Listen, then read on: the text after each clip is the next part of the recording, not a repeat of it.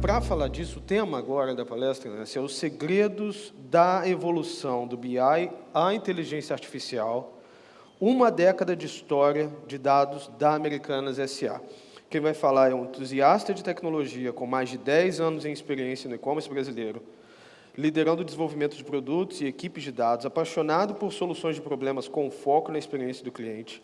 Ele tem formação em física pela Unesp e, Nasser, mestrado em engenharia nuclear pela USP e especialização em liderança organizacional pela Harvard Business School. Atualmente lidera os times de plataformas de dados analíticas, inteligência artificial, busca e recomendação da Americanas. Ele é o Head de Big Data, Analytics e AI da Americanas.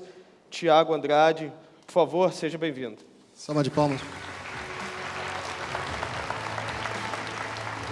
São Paulo. Fique à vontade. Obrigado. Boa tarde, São Paulo. Boa tarde, Fórum E-Commerce. Quero ver todo mundo com a mão para cima aqui, ó. Casa cheia. Todo mundo estava doido para voltar a um evento presencial, né? Não sei vocês, mas eu estava com saudade de estar aqui. Vim contar uma história para vocês hoje. Uma história simples, são 10 anos. No meu caso, quase 13 de Americanas, mais 10 anos de histórias de dados. E eu acho que eu gosto de começar sempre pelo fim. Se a gente fala de segredos, etc., acho que desperta um pouco da curiosidade de vocês. A casa está super cheia, legal ver. E fazendo uma retrospectiva, ou seja, vamos começar pela resposta, a nossa grande vantagem são as pessoas que nós temos, né? Então, aqui estão representados aí o atual time de plataforma de dados, de analytics, de big data, de inteligência artificial. São um pouco mais de 60 pessoas que constroem história. Muitas já passaram ao longo dessas décadas. Estou vendo alguns rostinhos conhecidos aqui. Eu acho que essa é a nossa fórmula de sucesso. Esse é o maior segredo que a gente tem. Então, a gente investe em pessoas, a gente forma pessoas, a gente dá oportunidade para que elas construam a sua própria carreira, para que elas façam história. E é essa história que eu vou contar hoje aqui para vocês. Então, começando pela fundação da Americanas.com, em 1999, junto ali com a grande boom da internet global aqui no Brasil. Pouco mais à frente, em 2006, Americanas e Submarino se uniram, né, num processo de fusão. Então, foi criada a B2W Digital, nome pelo qual a gente foi conhecido até meados do último ano. Tá? E a nossa história com Big Data, Big What, que era exatamente o que a gente entendia naquele momento, começou mais ou menos em meados de 2012 e 2013. Né? A gente tinha um desafio muito grande de conseguir compreender um problema de fraude. E, naquele contexto, naquela época, a gente já tinha um time de BI, tradicional Business Analytics, Business Intelligence, perdão, que já conseguia entregar muito valor. Né? Então, a gente conseguia ter os principais indicadores de e-commerce, de venda, de estoque, que suportavam as tomadas de decisões táticas e as estratégicas. Mas chegou num determinado cenário que a tecnologia estava evoluindo muito rápido e a gente precisava buscar uma solução para um case muito prático de análise de risco, ou seja, a gente estava com um contexto de fraude que a solução tradicional não entregava as grandes respostas. Então, a gente partiu aí para, de fato, simular um primeiro ambiente de Big Data. Essa é uma foto histórica que a gente guarda, as pessoas estão aí representadas.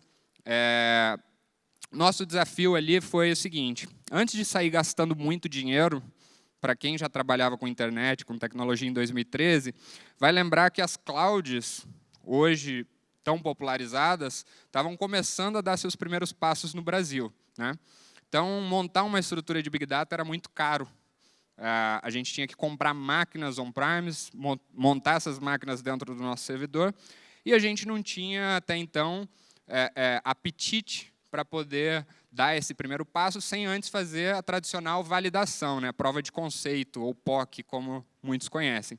Então, o que a gente fez? A gente montou um cluster de uma distribuição Hadoop, usando máquinas físicas mesmo, os desktops, são esses que vocês estão vendo ali na tela. A gente simulava toda a rede com switches, com réguas de tomada, e a gente, inclusive, deu os primeiros passos ali dentro da nossa solução, copiando alguns arquivos, testando, validando, inclusive simulando queda do ambiente, desligando toda a estrutura.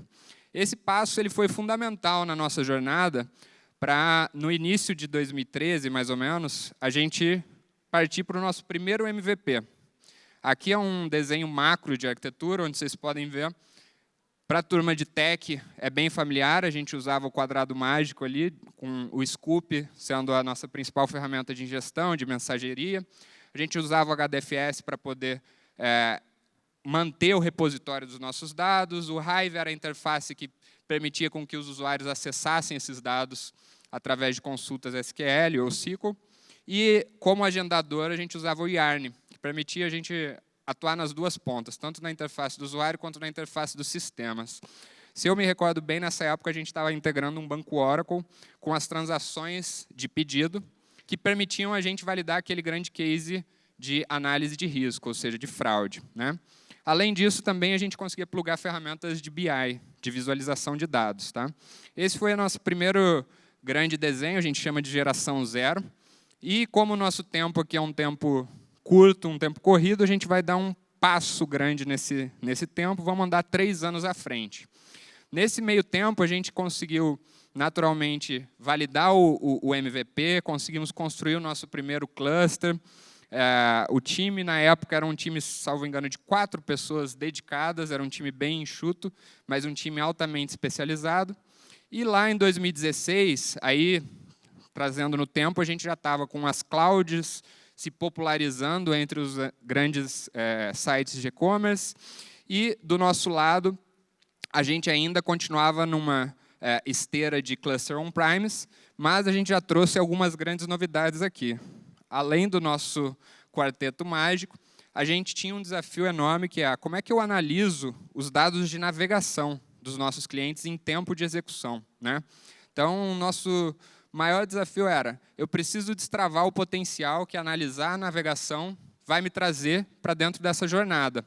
Na época, a gente usava um sistema de analytics, para quem trabalha com e-commerce conhece, sabe aí o potencial de extrair informações a partir desses sistemas, mas a gente queria ir mais, a gente queria ir além, trazer mais potencial, poder integrar e analisar o comportamento do cliente em dado real. Para esse contexto, a gente adicionou essa segunda etapa aqui destacada em verdinho, onde a gente trouxe aí uma stack de Kafka com Spark. Tá? Aqui a gente desenvolveu uma API hash que ela coletava todos os logs de transação que os clientes faziam dentro do nosso site e mandava para essa mensageria, e com o Spark Streaming a gente armazenava esses dados no Elasticsearch e usava um Kibana como ferramenta de visualização. Isso permitiu com que a gente, de fato, pudesse compreender toda a estrutura e análise de dados navegacionais, destravando uma série de potenciais para o negócio, como, por exemplo, integrar as informações de navegação com os nossos sistemas analíticos, disparar recomendações personalizadas, entre outros cases. Na visão da linha do tempo, a gente dá mais um salto agora, uma geração para frente. 2017 foi um ano que, para quem conhece ou ouviu um pouco da história da Americanas, sabe que ela teve um período de grandes aquisições de empresas de tecnologia e logística. E 2017 foi um ano onde a gente, de fato, teve um desafio, porque como uma empresa que vai comprando muitas outras empresas, a gente precisa destravar a inovação. Para poder destravar a inovação, a gente trabalha com uma série de roadmaps em paralelo, né? E isso permite com que você ande mais rápido, com que você gere mais valor para o seu negócio. A consequência é que nem sempre você consegue andar com muita velocidade de forma organizada, né? Então, 2017 foi um ano ímpar, muito chave na nossa história.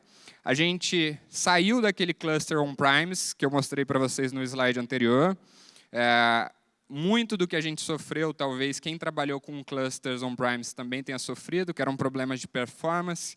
A gente atingiu um limite de consumo gigante, e como a gente não tinha capacidade de escalar horizontalmente o nosso cluster, a não ser através de compra de máquina, e compra de máquina na época era um processo longo, levava-se em média 90, 120 dias, a gente decidiu migrar para a cloud, né? Então, 2017 foi quando a gente fez um assessment técnico, montamos uma primeira arquitetura e chegamos nesse primeiro desenho aqui. Então, essa era a arquitetura muito simplificada. A gente tem 2 processos, tanto um processo de streaming para coleta de logs, principalmente do nosso ambiente de desenvolvimento, dos nossos sites e aplicativos, e um processo batch, por exemplo, para a integração dos bancos de pedido, banco de estoque, entre outros. Tá? Pelos nomes aqui, vocês já imaginam, a gente estava numa stack analítica 100% Google Cloud, e a gente tinha os usuários acessando os dados através da interface do BigQuery, ou através de uma interface de visualização de dados, que, no contexto, a gente optou pelo Power BI. Em paralelo a esse cenário, a gente tinha uma outra grande trilha, uma outra grande plataforma dentro da Americanas, que nasceu com um objetivo principal de atender os times de desenvolvimento, né? Os times de desenvolvimento, eles trabalhavam com uma solução de cloud da AWS, e, naturalmente, para poder viabilizar a análise dos seus próprios produtos, das suas próprias APIs, softwares, aplicações, eles criaram uma stack que estava dentro da AWS, mas que essencialmente tinha o mesmo contexto. Então, tinha uma API que conectavam os logs direto num Kinesis, esse Kinesis mandava os logs para o S3. Na stack da AWS, o Glue é a ferramenta que faz todo o processo de transformação, ETL, ELT, e os usuários acessavam os dados através da interface gráfica do Athena, né? Também tinham ferramentas de visualização de dados. O nosso time tech era, de certa forma, descolado de soluções de prateleira. Então, foi nesse contexto que a gente experimentou muito algumas soluções open source, como Metabase e Superset. Numa terceira trilha, ainda em 2017, a gente tinha o time de BI, que atendia a área de negócios, comercial, marketing e etc. E eles também estavam enfrentando problemas e desafios técnicos de escala e de performance. Então, eles saíram de um ambiente on-premise e migraram para uma stack Azure, que era o que tinha mais familiaridade com o nosso principal público, que são os usuários de negócio. Então, eles acessavam o Power BI ou um Cubo Analysis Service, que fornece aquela estrutura de tabelinhas para consulta, personalizável, etc. E, por trás, a gente tinha um workflow de ingestão de eventos das mesmas fontes de dados. Aí vocês podem pensar, pô, pessoal maluco, né? Gasta 3 vezes o dinheiro, tem 3 times, etc. É isso aí, a gente era maluco, mas porque a gente tinha que atender o negócio na velocidade necessária. Mas não tão malucos a ponto de não começar a trabalhar na unificação dessa plataforma. Então, 2018 foi o ano que a gente, de fato, trouxe aí um primeiro desenho de arquitetura, onde a gente tinha uma stack que a gente chamava de Fast Data, ou seja, era uma combinação de um ambiente analítico que permitia a gente centralizar toda a estrutura de eventos da empresa, isso falando principalmente das informações de venda e de navegação e outras entidades que para o e-commerce é muito forte. E a gente centralizou a nossa stack analítica aí num ambiente Google Cloud, né? Então, com isso, a gente conseguiu desenhar o primeiro processo de unificação, e de 2017 a 2018, a gente levou aí cerca de 2 a 3 anos até conseguir, de fato, montar uma estrutura robusta, 100% centralizada, unificada e com unificação de pessoas, que é a parte mais crítica. Então, na visão já de 2019, a gente traz aqui o nosso processo de arquitetura. Esse é o último modelo público que a gente divulga, mas, basicamente, a gente criou um framework que dividia todo o processo de dados em 4 grandes etapas. Então, tinha a parte de coleta e processamento e a parte de análise e ativação, né? Nesse cenário, a gente tinha aqui aquela stack toda que rodava numa suíte AWS, porque era onde estavam as nossas principais aplicações. Então, elas recebiam um evento e salvavam esse evento numa um grande lake, um grande database. Esses eventos eles eram processados inicialmente por uma única caixinha que a gente começou lá em 2019 de plataforma de Machine Learning, que hoje se tornou a nossa plataforma de IA. E toda a parte analítica, onde você fazia a análise e ativação dos dados, estava no GCP. Então, a gente tinha fontes de ingestão streaming, principalmente das nossas APIs que alimentavam o site, e a gente tinha um grande fluxo de integração batch, né, dos principais bancos transacionais que a gente tinha na companhia. Nesse momento, os usuários estavam aqui basicamente usando as ferramentas de visualização como Power BI e Data Studio, né, e os dados ficavam num grande repositório central ali no BigQuery. Tá? Tinha muita história, muitos desafios. Acho que o principal deles foi a gente conseguir investir muito tempo e esforço num planejamento de governança, que quem trabalha com dados sabe que esse é um dos maiores desafios. E, em 2020, a gente começou o nosso processo de transformação cultural, ou seja, a gente venceu a barreira técnica. Lembra que a gente tinha 3 grandes plataformas, 3 grandes times, tudo isso veio sendo mudado, veio sendo personalizado. Então, chegou 2020 e a gente falou, bom, a gente já conquistou, já convenceu o público tech, agora a gente precisa democratizar tudo isso para o nosso usuário de negócio. Então, a gente começou revisitando o nosso propósito. O que a gente tinha que fazer? Esse foi um momento bem intenso, que a gente levou algumas semanas de planejamento, conversa, envolve os times, debate, etc. E a gente conseguiu chegar nessa missão. Né? A missão é algo existencial. Você existe para isso. E para que o time de dados existe na Americanas? Para organizar as informações, independente quais sejam elas, né? Deixando-as acessíveis e úteis. Então, essas 2 propriedades são muito importantes. Uma ou outra não resolve o nosso problema. Os dados precisam ser acessíveis e ter utilidade. E para quem? Né? Acho que esse é o ponto-chave. Para as pessoas, obviamente, que sempre, inicialmente, eram o nosso target, mas principalmente para os sistemas. A gente só vai conseguir chegar no nosso objetivo final, ou seja, na nossa visão, a partir do momento que os sistemas começarem a tomar decisões. Então, eu estou falando basicamente de democratizar inteligência artificial, machine learning. Tá? Então, em 2020, a gente revisitou, criou essa missão, criamos uma nova estrutura e partimos para definir os nossos objetivos. Então, isso tudo era um processo de amadurecimento, de crescimento e de aculturamento, tanto do nosso time quanto de todo o nosso entorno, sejam os times técnicos ou sejam os times de negócio. A gente viu que nosso principal desafio como plataforma era resolver problemas comuns. Então, se remonta a nossa história, chegou um momento que a gente tinha 3 times de dados. A gente estava reinventando a roda. Quando você tem uma plataforma, ou seja, você tem uma solução, você precisa resolver problemas comuns, né? E era isso que a gente estava fazendo, centralizando, unificando, investindo tempo, recursos e pessoas para garantir um único ambiente, uma única fonte da verdade. A gente também tinha como objetivo otimizar a velocidade de iteração. Isso aqui é um ponto super importante, porque quem é empreendedor ou trabalha em alguma empresa sabe que a nossa capacidade de inovar ela está relacionada diretamente com a velocidade que a gente faz uma iteração. O que é uma iteração? Uma iteração eu criei uma solução, eu lancei ela e eu colhi feedback. A partir do momento que eu colho o feedback, eu tenho que melhorar. Esse processo é o processo de iteração. Então, quanto mais rápido é a sua capacidade de testar uma nova solução, ou testar uma nova feature, mais vai ser a sua capacidade de inovação. E, para isso, a gente tinha que suportar experimentação. Então, esses 2 caras eles andam juntos. Né? Se você não consegue experimentar, você não age rápido nessa jornada de iteração. Então, esses eram 3 dos nossos objetivos. Além disso, a gente tinha a missão de capacitar e treinar as pessoas. Vejam bem que são 2 verbos muito distintos. Capacitar é você ensinar algo novo, para quem não sabe. Treinar é você revisitar o seu processo de aprendizado de forma a se manter sempre otimizado.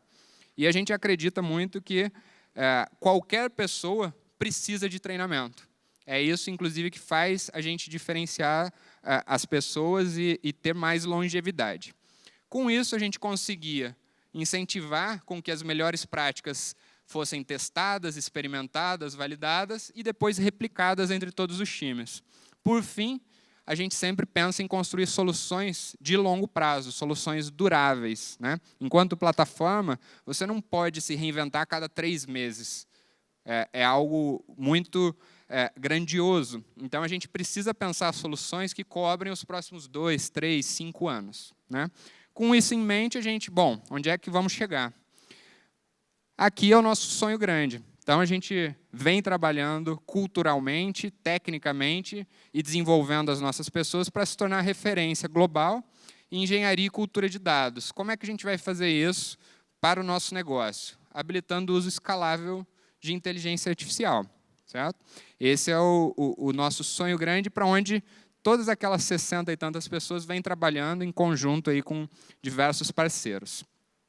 E aqui eu trago para vocês um desenho de como que a gente se organiza. Né? Então, a gente criou um time que tem um conceito por trás dele, foi inspirado nas abelhas e na colmeia, na capacidade das abelhas polinizarem toda a nossa fauna, a nossa flora, perdão, e a gente representa esse mesmo exercício dentro da Americanas. Tá?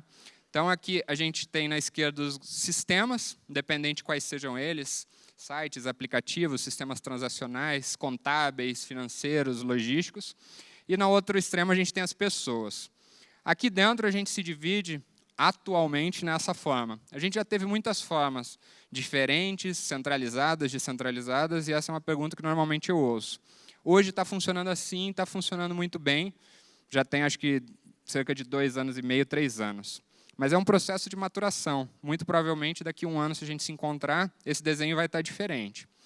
Então a gente tem um time que é responsável por coleta de todas as métricas, e aí eu estou falando basicamente de negócio, tá? Eles fazem ingestão das informações dos nossos sites e aplicativos. A gente tem um time especializado em integração de dados.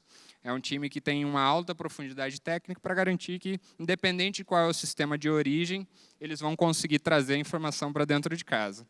A gente tem um time de analytics, ou seja, é o time que faz a mágica da transformação, né? Um time padrão de visualização de dados, que determina com que os padrões sejam estabelecidos, respeitados, etc. E a gente tem aqui, cobrindo 2 times, que são super relevantes, e não à toa eles estão aqui nesse formato, que é um time que olha para a nossa arquitetura, segurança e governança, então ele é cross toda essa estrutura, e um time de ferramentas, que no fim produtiza tudo que a gente precisa da escala. Né?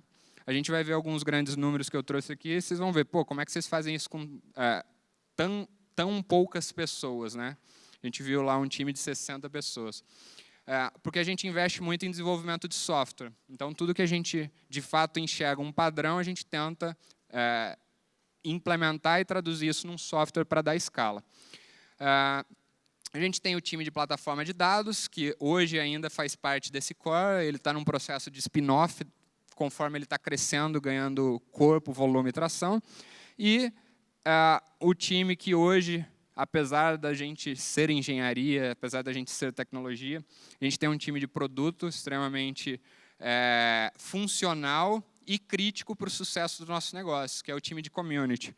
Então, o community é um time hoje que tem como missão fazer a interface entre a plataforma e todos os nossos clientes, internos e externos. Então, são eles que entendem demandas, são eles que levam a cultura adiante, são eles que garantem treinamentos, que garantem com que a voz do nosso cliente seja ouvida e que eles propagam as nossas decisões. Afinal, nenhum engenheiro, seja de software ou de dados, gosta de ficar dando treinamento. Quem trabalha com alguns vai entender um pouquinho dessa dor. E a nossa estrutura hoje ainda é uma estrutura híbrida, a gente equilibra toda a nossa stack de dados em 3 clouds, de acordo com os nossos objetivos de negócio. Alguns resultados dessa história. Hoje, a gente processa mais de 4,5 petabytes de dados diariamente. Tá? A gente está falando aí de mais de 3 mil usuários de negócio, isso aqui é Daily Active Users, que estão acessando qualquer produto de dados. Produto de dados pode ser um cubo, pode ser um relatório, pode ser uma tabela, pode ser uma API. E a gente tem hoje mais de 1.000 desenvolvedores, engenheiros trabalhando e consumindo informações. Então, isso eu estou olhando para o ecossistema inteiro da Americanas. Por último, mas não menos importante, os aprendizados que a gente trouxe, que acho que a grande lição que eu quero trazer aqui e deixar com vocês. Primeira coisa é, entenda a dor do seu cliente e resolva os seus problemas. Se você criar a solução mais legal e importante que você tenha, mas não resolver a dor do seu cliente, não vai adiantar. Segundo seja curioso. Pessoas curiosas movem o mundo. Né? Elas são inconformadas, elas buscam soluções para aquilo que está incomodando. Terceiro saiba priorizar. Aprenda a falar não, aprenda a negociar prazos. Se tudo é prioridade, nada é prioridade. Por fim, a gente acredita muito na colaboração como um motor de inovação. Se permita falhar, acho que esse é o ponto importante. Falhar faz parte do nosso negócio, por isso que a iteração é tanto importante. E com o aumento das suas iterações, você vai aprender com esses aprendizados de forma mais rápida. Esse último aqui, coloca o umbigo no balcão, é um paralelo que a gente sempre faz. Antigamente, o dono da venda, ele cuidava do seu negócio ali, estando no balcão. E é essa a mensagem que a gente passa adiante. Seja um bom dono do seu negócio. E só contrate pessoas melhores que vocês. Então, por isso que eu quero agradecer esse time imenso de 60 e tantas pessoas, que com certeza são muito melhores do que eu, mas eu estou aqui representando-os e agradecendo. Deixo aqui meu contato para quem quiser e vamos abrir perguntas e respostas.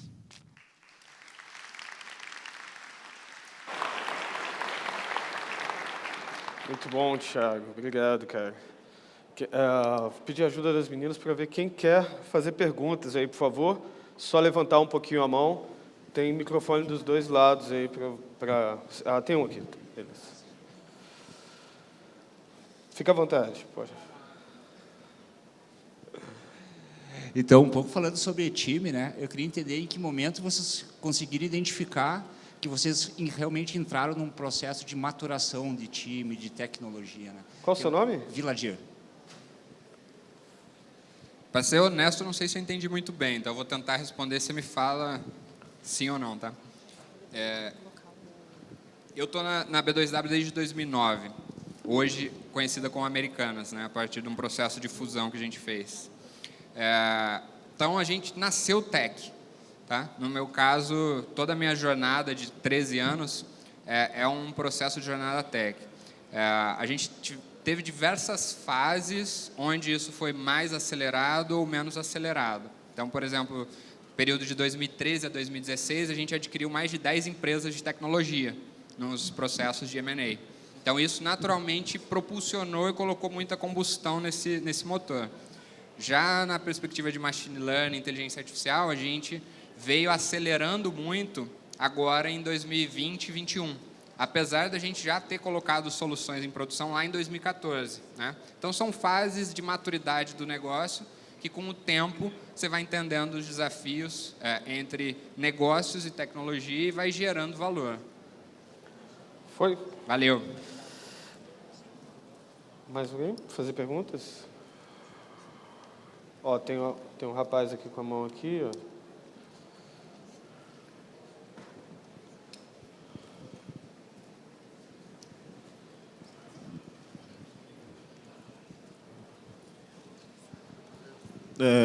Boa tarde. Só uma pergunta bem simples. Você falou sobre o processo de verificar com os times quais são os problemas, quais são as dores deles. Como é feita essa captação? Porque, veja bem, dentro de uma empresa, quanto maior ela fica, você vai tendo níveis diferentes de hierarquias e você vai ter o problema do coordenador, não é o mesmo problema do gerente, que não é o mesmo problema do cara que está lá planilhando ou está fazendo estratégia comercial. Como vocês resolvem esses problemas de hierarquias, de entender qual que é o problema na ponta, qual que é o problema do gerente e como priorizar eles para um resultado maior? Porque, normalmente, o gerente pode ter um problema, o coordenador pode ter um, e o cara na ponta está se matando para resolver uma coisa que que assim, que é crucial, mas não está tão visível para o todo da empresa. Como vocês resolvem esse tipo de questão? Ou a solução geral de vocês? Cara, legal, ótima pergunta. Acho que isso depende. Você vai ter diferentes estratégias, tá? Dependendo do nível de maturidade e tamanho que você está enfrentando. Eu, particularmente, gosto de duas, quando você combina duas grandes estratégias. A primeira delas é uma estratégia top-down, ou seja, você precisa ter a sua liderança, os seus stakeholders comprado com esse processo de aculturamento, de tomada de decisão baseada em dados. E veja que tem uma diferença muito grande entre tomar decisão baseada em dados ou usar dados para basear a decisão que eu quero tomar. E isso é extremamente comum, tá? As pessoas, elas determinam inconscientemente o caminho que elas querem seguir e elas vão procurar nos dados a justificativa para aquela resposta, tá? Então, você precisa ter a sua liderança muito confortável em estar receptiva a ouvir diferentes hipóteses, mesmo que seja o caminho que elas não querem ou que elas imaginam que seja o melhor, tá? Essa é uma estratégia e ela é fundamental para dar certo. A outra estratégia é aquela famosa do dividir para conquistar. Então, é uma estratégia bottom-up, né? Então, você capacita toda a sua base, ou seja, o cara que está no dia a dia trabalhando ali com a ferramenta, com a planilha, com o gráfico, com a visualização de dados, e você usa eles como os agentes de mudança para atingir numa estratégia bottom-up, né? Então, a gente sempre fala de unir a cultura a um processo de treinamento, a um processo de capacitação, e você ter stakeholders comprados, ou seja, assinando ali que todo mundo vai ter empowerment, que o cara que está manipulando a planilha, os dados, ele também vai ter autonomia de chegar e falar, olha, eu encontrei essa hipótese aqui e os dados me confirmam que essa é uma boa hipótese para a tomada de decisão do nosso cliente. Isso nem sempre é o que, de fato, as pessoas haviam pensado. Então, quando você combina essas duas estratégias, acho que você consegue dar passos grandes e avançar bem nessa sua estratégia de dados e cultura de dados. Eu imagino, Thiago, que tendo essa convergência e divergência sempre de ideias do seu squad lá dentro, ao mesmo tempo você tem que lidar com o onboard constante, né? Porque as 60 pessoas que você tinha em 2013 não são, imagina, as 60 pessoas que você tem hoje. Então, isso eu imagino que seja um desafio conjunto paralelo a isso, né? Sem dúvida. O ciclo ele nunca para, a roda nunca para de girar. Então, ao mesmo tempo que a gente capacita interno, a gente treina externo e faz com que o ciclo seja produtivo. Mais alguma pergunta? Thiago, boa tarde. Em relação à infra híbrida que você comentou, eu queria saber quais que são as vantagens e desvantagens e se vocês pretendem seguir dessa forma aí para o futuro também. Perdão, eu não sei se eu consigo captar bem. Você Vantagens perguntou com relação à infra? Vantagens e desvantagens da Isso, da infra cloud. Isso. Sim, do cloud. Com relação ao on-premise, hoje eu acho que é indiscutível, né? Lá atrás, em 2015, 2016, a Americanas começou a migração para cloud, salvo engano, em 2014, da parte de sites, APIs, etc. 2014, 2015. Na parte de dados, a gente começou em 2016. Eu acho que é indiscutível hoje você viabilizar um negócio, a menos que você seja uma empresa que provê uma solução de warehouses, de lakes, etc. A cloud ela te traz muitos benefícios de escalabilidade horizontal. Para o nosso negócio, para o e-commerce, que é uma indústria baseada em eventos que precisa de escalabilidade, que você tem Black Friday, você tem Saldão, você tem aniversários, Dias das Mães e outras datas comemorativas, a escalabilidade ela é um fator chave, né? Porque você consegue, em poucos minutos, aumentar o tamanho da sua infraestrutura e assim que reduz esse tráfego, você reduz ela também. Então, no fim, lembra que todo negócio precisa se manter em pé, tem que gerar dinheiro, tem que gerar caixa, né? Então, para isso, acho que é indiscutível.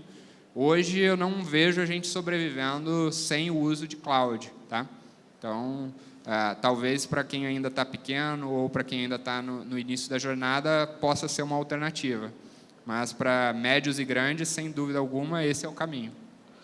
Gente, uma salva de palmas para o Thiago, por favor. Muito obrigado.